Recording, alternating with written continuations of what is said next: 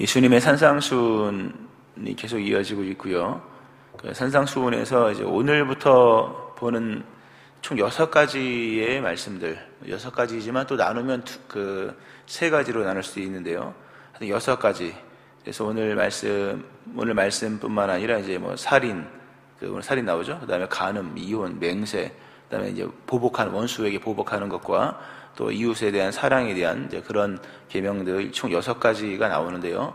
6가지는 소위 이제 6가지에 대한 예수님의 말씀들은 소위 이제 대립명제라고 해서 이미 앞부분에, 이미 출애굽기부터 신명기에 예수님 그 모세를 통하여서 이렇게 하나님께서 하신 말씀들, 뭐 살인하지 말라 하는 것을 너희가 들었으나, 또는 간음하지 말라 하였다는 것을 너희가 들었으나, 뭐 그런 이런 식으로 뭐하지 말라 하는 것을 너희가 들었으나 나는 너희에게 이르노니 하면서 앞부분에 구약에서 모세를 통하여 하신 하나님의 말씀들을 예수님께서 너희는 그걸 그렇게 들었지만 나는 너희에게 이르노니 하면서 새로운 이제 그 완전히 다른 개념 속에서, 때로는 이제 보강하는 개념 속에서, 어떤 것은 폐하는 개념 속에서 예수님께서 이제 말씀을 계속 하십니다. 그래서 우리가 알고 있는, 당시에 사람들이 알고 있는 계명과 하나님과 직통하시는 예수님, 또는 하나님이신 예수님께서 오셔서 말씀하신 율법의 해석은 너무나도 달랐다. 어떤 것은 부분적으로, 어떤 것은 통째로, 어떤 것은 완전히 잘못된 그런 이제 예수님의 산상수훈에 관한 말씀이 나옵니다. 참 귀한 것이죠.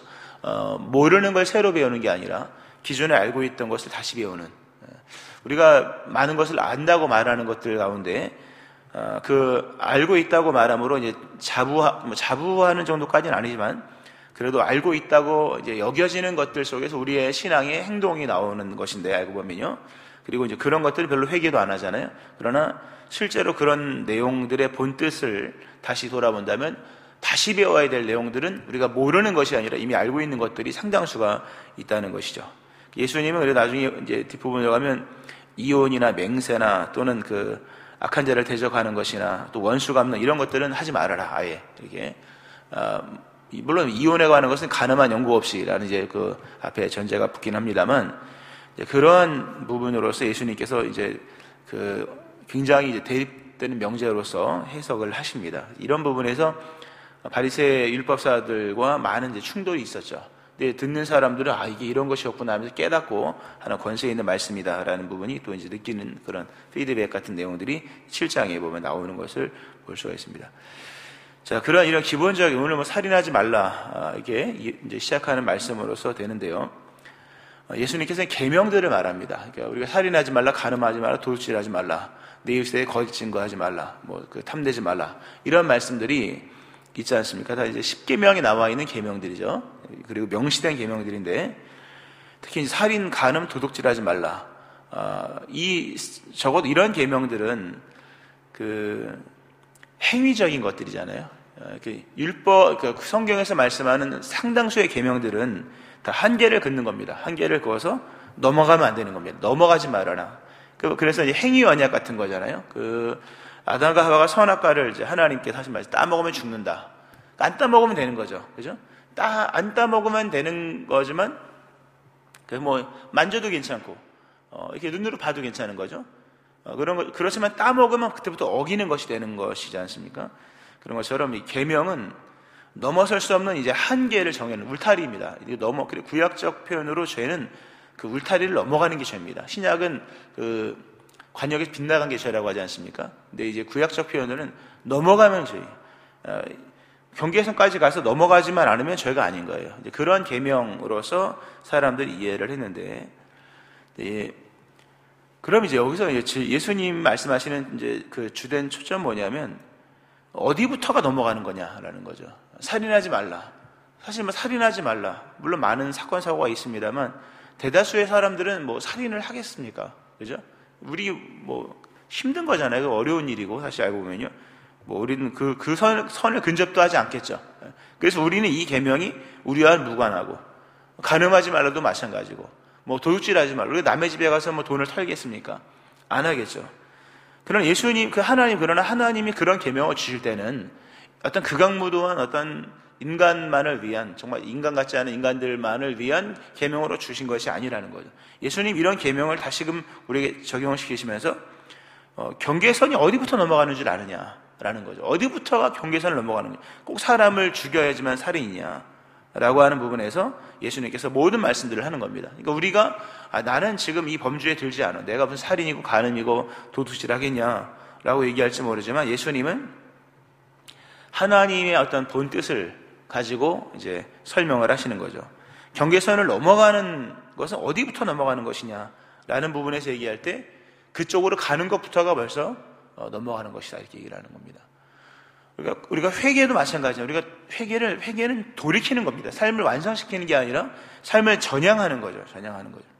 그래서 그 전향한다는 차원에서 세례를 받는 거잖아요. 그 세례를 받으면 이제 입문하는 겁니다. 우리가 이제 대학을 들어가지 않습니까? 대학을 들어가면 학교를 들어가면 그 졸업의 과정까지 몇 년이 걸립니다. 그러나 꼭 졸업을 해야만 뭐 이게 학생이 아니라 들어가는 것부터가 학생이듯이 예를 들듯이 회개라고 하는 것은 물론 은혜를 완전히 힘입어서 의롭게 된 걸 믿는 믿음이지만 돌이키는 것 하나가 뭡니까? 그 의롭다에 칭함받는 최초의 어떤 그 단초 같은 것들이죠. 그런 겁니다. 돌아섰다는 것 하나만으로도 하나님의 은혜를 입는 것이라면 죄악도 그런 겁니다. 경계선을 어디까지 넘어가야 되느냐? 정말 칼을 준비하고 이것만이 살인이 아니라 그 과정 가운데 있는 어떤 내면의 어떤 동기들 또는 그 도중에 이르는 과정들마저도 물론 시행하지 않았다 할지라도 그쪽을 보고 있는 것만으로도 이미 살인한 것이다 이렇게 얘기합니다. 굉장히 어떤 적용 부분이 큰 거죠. 롯의 처가 소돔성을 나왔잖아요. 나왔지만 쳐다보는 것만으로도 같은 사람으로 심판의 취급을 당한다는 것을 성경은 말씀하고 있지 않습니까? 계명, 살인, 간음, 도둑질 다 무리가 먼 얘기 같지만 오늘 예수님께 오늘 본문으로 이제 기본적인 이 대립명제 6가지 총 줄이면 이제 3가지가 되는데요. 이 6가지에 대한 대립명제의 가장 기본적인 겁니다. 어디부터 경계를 넘는 거냐? 아니다. 경계 쪽을 바라보는 것만으로도 경계를 넘는 것이다. 오늘 예수님께서 그러잖아요. 살인하지 말라. 누구든지 살인하면 심판을 받게 되리라 하였다는 것을 너희가 들었으나 나는 너희에게 이르노니 형제에 대해서 노하는 자마다 화를 내는 거죠. 신경질 부리고 화내는 것. 화내는 자마다 심판을 받게 되고 형제를 대하여 라가라 하는 자는 미련하다, 바보다 이런 뜻입니다. 근데 유대인들은 아마 다 아는 단어가고요. 굉장히 사람을 인격적으로 모독하는 그런 이제 대표적인 용어입니다. 그래서 바보, 어리석다, 미련하다 이런 뜻이고요. 또 이제 미련한 놈이라고 하는 것은 사실 같은 뜻입니다만 이렇게 어리석은 어린 사근 사람 이런 거잖아요. 이런 걸 하는 사람들 지옥불에 들어가리라. 이게 그냥 경고, 어떤 심화된 경고의 문구가 아니라는 거죠. 우리가 보면 뭐를 행할, 쓰레기를 투기하는 자는 100만 원 이하의 과태료와 이런 거 있지 않습니까? 다 경고문에 불과한 거 어쩌면요. 그죠? 그러나 예수님이 말씀하신 것은 경고문이 아니라 실제로 그러다는 거죠. 형제를 대하여 화내고, 그리고 미련하다고 얘기하고, 그래서 이렇게 어리석다고 얘기하는 이런 것 자체로 인하여서 지옥에 들어간다는 겁니다. 지옥에 들어간다. 예수님이 지옥불에 들어가리라. 이게 비유가 아니라는 거죠. 비유적 해석이 아니라 실제로 예수님께서 하신 말씀들이라는 겁니다. 그러므로 우리가 이 말씀을 좀 깊이 있게 들어야 되는 것이죠. 형제에 대해서 화를 내고 그리고 라가라 하고 미련한 놈이라고 말하는 사람들. 근데 결국 이러한 내용들이 이제 이런 거잖아요. 그 사람들에 대해서 하대하고, 그죠? 내가 우월하고, 내가 더 많이 알고, 이런 거잖아요. 그리고 내가 더 많이 하니까 저 사람이 모르는 것처럼 여겨지고, 내가 우월하다고 여기니까 저 사람이, 그러니까 이런 마음 자체가 내가 높아졌다는 거죠. 내가 교만하고, 다른 사람은 나보다 못하고, 그러면서 속으로, 물론 이게 이제 지금 입으로 말하는 거겠죠. 그러나, 이런 말은 즉흥적으로 나오는 게 아니거든요. 마음속에 쌓이면 그 다음에 입으로 나오죠. 입으로 많이 하다 보면 나중에 행동으로 나오는 거거든요. 예수님은 이런 모습에 이미 한계를 넘어가는 것으로서 거기부터가 이미 경계를 넘어가는 것이다 라는 말씀으로서 예수님께서 이제 우리의 그 삶에 대한 경계를 다시 설정을 해주시는 것이죠. 창세기를 보면 이제 그 계명의 어떤 행위 언약의 대표적인 게 선악을 알게 하는 과실을 따먹지 말라는 거지 않습니까? 따먹었죠. 따먹는 날에는 죽는 거죠. 따먹었죠. 그러나 성경에 보면 이제 그 따먹기 전에 여인의 마음속에 있었던 내면의 세계를 얘기를 해줍니다. 이거 특이한 장면이죠. 그냥 따먹었다. 따먹기만 하면 되는 것인데, 뭐 되는 게 아니라 따먹으면 죄가 되는 것인데요. 거기 보면 창세기 3장 6절에 여자가 그 나무를 본즉 먹음직도 하고 보암직도 하고 지혜롭게 할 만큼 탐스럽기도 한 나무인지라. 다음 단계가 보이는 거잖아요. 여자가 그 나무를 보니 먹음직도 하고 보암직도 하고 지혜롭게 할 만큼 탐스럽게 한 나무인지라. 세 가지의 어떤 그 증거가 우리 안에 들어오는 거죠. 그러니까 지금까지 먹어본 과일 중에 이렇게 맛있는 게 없는 것 같고, 지금까지 본 과일 중에 이렇게 아름다운 과일이 없는 것 같고, 지금까지 먹어서 우리에게 유익한 것 중에 우리의 지혜에 유익한 것은 이거밖에 없는 것 같고, 한 3번 정도 이렇게 확신이 들면요, 3번 정도 확신이 들면 그 다음 뭡니까? 행함으로 가는 거예요. 따먹는 건 시간 문제인 겁니다. 그러니까 이 마음에 이런 어떤 계속 쌓여지고 있는 것들이 뭔가를 보셔야 됩니다. 처음엔 보암직, 먹음직, 보암직, 지혜롭게. 우리 안에 2-3가지 증거가 들어오면 확신이 생기거든요. 확신은 행위를 낳습니다. 행위를 낳습니다. 누군가를 미워하는 마음들, 우리가 처음부터 그러지 않아요. 그러나 그 마음들이 어느 순간 계속 쌓이면요, 이미 그 쌓이는 마음들은 언젠가는 여러분의 뭔가로 나타나게 된다는 거죠.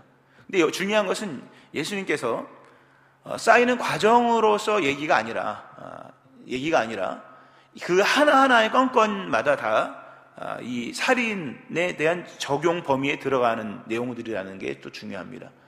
이게 살인만 안 하면 되는 게 아니라 그 마음속에 있는 그 과정이 아니라는, 이 과정으로서 얘기하는 게 아닙니다. 어쩌보면 이 본문의 말씀을 이렇게 유심히 보면 이게 누구를 어떤 이렇게 해를 입히기 전 단계의 과정으로가 아니라 그 자체가 이미 죄악이다, 이게 계명을 어긴 것이다. 그런 모습들이 이제 나오는 것을 볼 수가 있습니다. 이런 부분에서 이제 예수님의 이런 대림 명제에 관한 6가지 말씀들을 보면 그 내면의 진단이 나옵니다. 내면의 진단. 우리가 지금 어떤 마음은 여러분이 알잖아요. 우리는 여러분 저의 마음 모르듯이 그 마음을 우리는 모르지만 하나님은 그 내면의 세계를, 로마서 8장 27, 마음을 살피시는 하나님이잖아요. 하나님 중심을 보신다는 거죠. 그러니까 우리의 내면의 세계에 있는 것이 성경은 우리의 내면의 세계를 진단을 합니다. 그래서 우리가 어떤 사람인지를 내면이 말씀을 해줍니다. 꼭 살인을 해야 살인자가 아니라 우리 안에 있는 내면의 마음들 또는 생각들 자체가 우리가 어떤 존재인지를 이미 성경은 입증해주고 있다고 말씀을 합니다. 요한일서 2장에 보면 이런 말씀이 있습니다. 그 말씀을 이제 제가 읽어드리겠습니다만, 내면에 일어나는 우리의 감정이 우리의 어떤 상태인지를 진단하고 해석해주는 내용들이 나오거든요. 거기 보면 빛 가운데 있다 하면서 그 형제를 미워하는 자는 지금까지 어둠에 있는 자요. 누군가를 미워하는 사람은 그 사람이 빛 가운데 있는 사람이 아닙니다. 어둠에 있는 자요. 그 형제를 사랑하는 자는 빛 가운데 거하여 자기 속에 거리낌이 없으나 그의 형제를 미워하는 자는 어둠에 있고 또 어둠에 행하며 갈 곳을 알지 못하나니 이는 그 어둠이 그의 눈을 멀게 하였습니다. 누구를 미워한다. 그 의미가 뭐냐? 누구를 미워하는 것 자체가 뭐냐 하면 어둠에 있다는 거죠. 예수님이 없다는 거예요. 믿는 사람은 어둠에 있을 수가 없습니다. 참빛 대신 예수님. 물론 빛의 밝기가 얼마나 밝으냐 이런 문제 있습니다만, 누구를 미워하는 사람은 어둠에 있는 자요. 또 하나 마음에 거리낌이 있는, 누구를 생각해 거리낌이 있지 않습니까? 저 사람 좀 거리낌이 있는 것도 그 사람이 지금 어둠에 있는 것이요. 또는 어둠이 그의 눈을 멀게 했다. 어둠에 있는 것은 아니지만 눈을 멀었다. 눈이 먼 겁니다. 우리의 내면의 세계에는 우리 영적인 상태를 그대로 반영해 주는 겁니다. 그러니까 겉으로는 속일지 몰라도 하나님은 중심을 보시잖아요. 그러니까 누구를 미워하는 것 자체가 이미 그 사람은 끝난 거예요. 그러니까 빨리 회개를 해야겠죠. 우리 안에 풀어야겠죠. 누구를 미워하면 그 사람 어둠에 있다. 어둠에 있다는 말은 뭡니까? 바깥 어두움이잖아요. 성경에서 보면. 바깥 어두움은 넘어간 겁니다. 내가 율법을 넘어가서 내가 넘어가는 상황에 처한 것만이 아니라 내 속에 누군가를 미워함으로 인하여서 그 사람은 어둠에 있다. 어둠은 바깥이잖아요. 지금은 밖에도 길거리에 뭡니까? 가로등이 환해서 집보다 더 밝은 바깥이지만 옛날에는 그게 아니지 않습니까? 빛은 다 안에 있는 거죠. 집 안에 두고 하는 거잖아요. 밖에는 뭐 어지간해서는 불이 없는 것인데 어둠에 있다고 하는 것은 바깥에 있다는 거, 신앙 바깥에 있다는 거. 그러니까 누구를 미워하는 사람 벌써 어둠 속에 있는 사람이요 눈이 멀었다는 거죠. 우리가 예수님 말씀 그대로 끌어온다면 지옥 가는 겁니다. 심각한 얘기죠. 요한 3장에 이런 말씀이 있습니다. 우리는 형제를 사랑함으로 사망에서 옮겨 생명으로 들어간 줄을 알거니와 사랑하지 아니하는 자는 사망에 머물러 있느니라. 보다 적극적이 사랑하지 아니하는 자는 사망에 머물러 있다. 끝나는 거죠. 그 형제를 미워하는 자마다 살인하는 자니. 오늘 예수님 말씀 그대로. 누구를 미워하면 이미 살인하는 자입니다. 살인하는 자마다 영생이 그 속에 있지 아니하는 것을 너희가 아는 바라.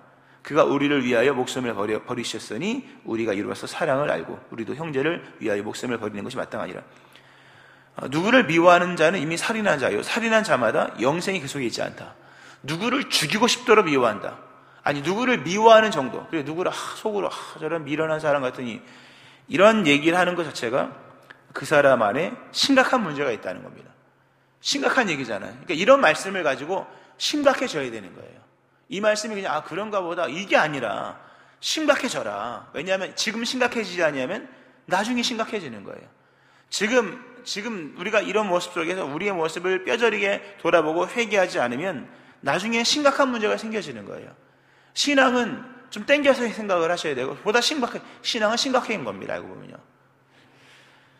내면의 세계가 결국 선을 넘어가 버리면 몸도 넘어간 거나 다름이 없는 것입니다. 성경 이제 오늘부터 보는 본문들은 다 그런 거예요. 가늠도 마찬가지고 모든 게 마찬가지입니다. 마음에서 넘어가면 이미 경계는 넘어간 것이다. 그러므로 보니까 마음과 생각을 지켜야 되는 거죠.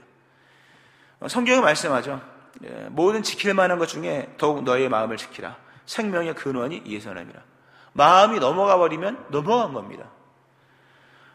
근데 이 마음 지키기가 어렵죠. 그래서 성경은 뭐 기도하라 그러잖아요. 빌립보서 1절 7절 말씀에 기도하라. 아무것도 염려하지 말고 다만 모든 일에 기도와 간구로 너희 구할 것을 감사함으로 하나님께 아뢰라. 기도가 왜 중요하냐면 우리의 경계선을 지키는 거거든요. 마음의 경계선을 지킨다. 그리하면 모든 지각에 뛰어난 하나님의 평강이 그리스도 예수 안에서 너희 마음과 생각을 지키시리라. 선을 넘지 않는다는 거죠. 미워하다가도 회개하게 되고 그리고 막 하대하는 마음이 생기다가도 안 된다. 우리가 다 은혜로 구원받은 사람인데 이런 마음이 생겨서 다시 돌아오는 거죠. 마음의 회개가 끊임없이 일어나는 거죠. 그러는 중에 천국 가는 겁니다. 오늘 우리 마음을 돌아보셔야 됩니다. 말씀을 좀 맺으면서요. 또 오늘 이 말씀은 굉장히 예수님께서 강화를 시킵니다. 느긋하게 있는 사람들의 마음을 강화시키면서 우리가 누군가를 미워하고 누군가에게 화를 내고 누군가를 평가절하하고 누군가를 참 어리석다 미련하다 이런 마음을 갖고 있는 것만으로도 우리가 사실 지옥에 간다는 말씀이지 않습니까? 근데 얘기는 더 전개가 됩니다. 사실 끊어서 한 2, 3일을 봐야 될 본문입니다만 더 전개를 하면서 그러므로 예물을 제단에 드리려다가 사실 제단에 예물 드린다는 것은 절기적인 거잖아요. 큰 절기. 하여튼 중대한 날이에요. 예배를 우리 드리죠 또. 거기서 너희 형제에게 원망 들을 만한 일이 생각이 나거든. 예물을 제단 앞에 두고 먼저 화목하고 그 위에 와서 예물을 드리라. 또 너를 고발하는 자가 함께 길에 있을 때 빨리 사화하라. 서로 용서하고 화해해라. 안 그러면 나중에 그가 너를 넘겨서 네가 그걸 다 갚아야 된다. 이게 무슨 얘기냐면요. 내가 누구에게 화를 내고 바보라고 하고 누구를 하대하는 그것만을 하지 말아야 될 게 아니라 내가 누군가 당연히 하지 말아야겠죠. 동시에 다른 사람에게 원망 들을 만한 일도 해서는 안 된다. 이건 참 어려운 거죠. 내가 안 할 건 내가 안 하면 됩니다. 그러나 관계라고 하는 것은 절반은 그가 하는 거거든요. 다른 사람에게 원망 들을 만한 일을 해서도 안 되고 다른 사람에게 고발당할 만한 일도 해서는 안 됩니다. 욕먹을 일들을 행하면 안 되는 거죠. 이건 우리가 행할 것이 아니라 그 사람의 몫인 거죠. 알고 보면. 그 사람이 우리를 원망하고 있다면 똑같은 일이 일어나는 겁니다. 이거는 살인한 거나 다름이 없는 겁니다. 내가 누군가를 미워하고 이것도 하면 안 되겠습니다만 나는 잘못한 게 없어요. 잘못한 게 없는데 저 사람은 나를 잘못한 사람으로 여기고 있다면 그거 빨리 풀어야 됩니다. 나는 저 사람에게 손에 끼친 것이 없지만 저 사람이 계산기 두들겨 보더니 이 사람 고발해야 돼. 이런 문제가 생겨진다면 안 된다는 겁니다. 그러니까 우리가 누군가에게 하지 말아야 될 일뿐만 아니라 상대편 쪽에서도 나를 용서해 주지 아니하면 마지막에 고스란히 마지막 날에 갚아야 된다는 거죠. 그러니까 이 신앙생활 또는 이 대인관계 속에서 계명을 지켜나간다고 하는 것이 생각보다 복잡한 얘기입니다. 그러니까 우리는 누군가 상대가 있잖아요. 항상 우리가 이름이 있는 존재는 이름은 내가 날 부르는 게 아니잖아요. 다른 사람을 위해서 내 이름이 있는 거지 않습니까? 그러니까 이름이 있는 존재로 살아가는 이 대인관계 속에서 다른 사람이 나를 원망하고 나를 고발하고 나를 미워하면 그것도 우리 책임이다라고 하는 거예요. 이론이 얼마나 이게 깊이 있는 말씀입니까? 오늘도 우리가 삶을 살면서 이게 살아가는 거죠. 근데 이제 중요한 것 중에 하나는 원망 들을 만한 일이나 또는 고발당할 일은 다 긴밀한 사이입니다. 길거리 지나가는 사람이 우리를 원망하겠습니까? 한 번 본 사람이 우리를 원망하겠습니까? 다 우리의 가까운 우리의 이웃이나 우리의 가족이나 우리 형제나 교인들 안에서 일어나는 일입니다. 그러니까 충분히 화해할 수 있는 기회가 있다는 얘기입니다. 우리가 서울에 있는 누군가 서울의 길거리에 있는 김 씨하고 무슨 원망들을 많은 일이 있겠습니까? 그냥 지나가는 사람이 불과하죠. 그러나 여기 나와 있는 건 긴밀한 관계를 지금도 유지하고 있는 거예요. 그러니까 충분히 화해할 수 있는 날들이 있다는 얘기라는 거죠. 근데 그거를 화해하지 않으면 계명을 어기는 겁니다.